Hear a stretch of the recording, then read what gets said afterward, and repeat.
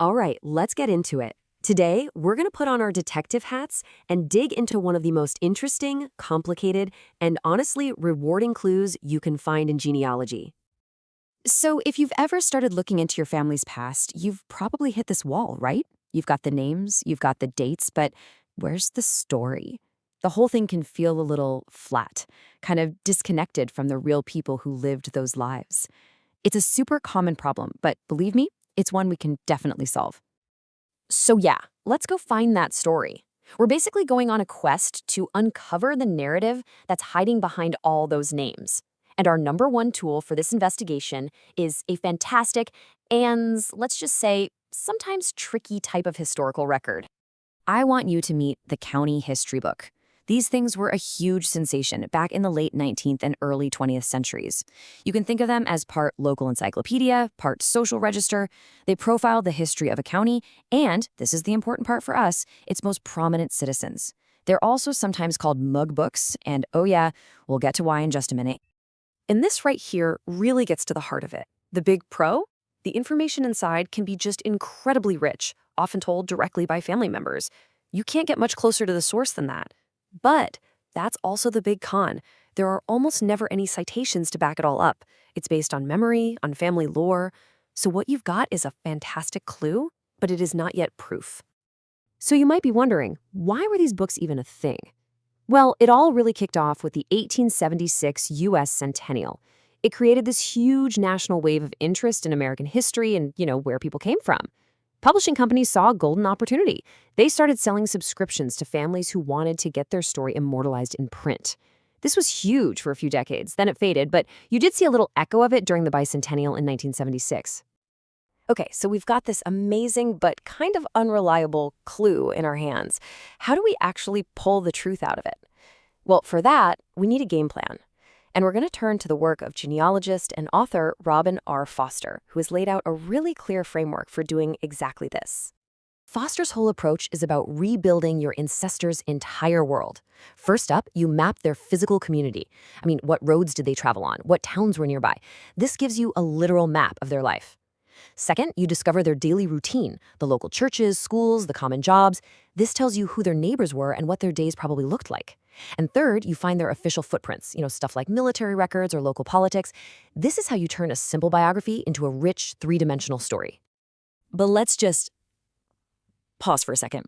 Even with this great framework, we have to tackle the big, glaring question that hangs over every single county history.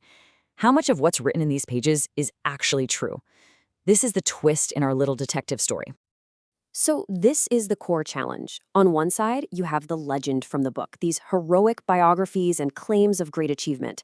On the other, you have the detective's reality check. Every single claim has to be treated as a clue, not a fact. So if the book says your great-great-grandfather was a Civil War captain, your first step is to go check his actual military record. The book gives you the lead, but the primary source gives you the proof. And why so much skepticism? Because let's be honest, these were not academic histories. As the Wisconsin Historical Society points out, family is paid to be included. These were, for all intents and purposes, vanity sketches. The goal was to look good for the neighbors, so a successful farmer might be described as a leading agriculturalist. You can really think of it as the 19th century version of a perfectly curated social media profile. So, the crucial point is this. As one researcher on Reddit put it so well, you have to use these books as a guide, not as the final answer. They point you in the right direction. They give you names to search for and stories to verify. They are the beginning of the investigation, not the end. Okay, so if they're full of exaggerations and you have to double-check everything, why even bother? It's a fair question. Because even with all their flaws, these books do something pretty incredible. They connect your small family story to the massive, sweeping movements of American history. And here's exactly how they do that. This chart shows a pattern in American migration. That big bar in the mid-19th century? That's the Great Westward Migration. And these county histories were written right in the middle of this period, creating a snapshot of the very families who made those journeys and built those communities.